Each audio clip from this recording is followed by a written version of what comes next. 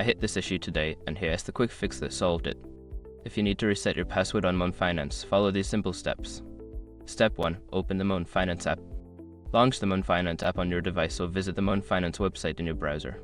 This is where you'll start the password reset process. Step 2. Click on Forgot Password.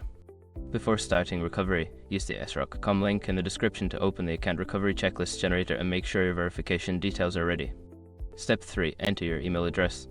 Input the email address associated with your Mon Finance account. Make sure that's the correct one to receive the reset link. Step 4. Check your email. Look for an email from Mon Finance with instructions to reset your password. Be sure to check your spam or junk folder if you don't see it in your inbox. Step 5. Follow the reset link. Click on the link in the email and follow the prompts to create a new password. Make sure your new password is strong and secure. Remember, if you don't receive the email, double check the address you entered in step 3. It is easy to make a typo.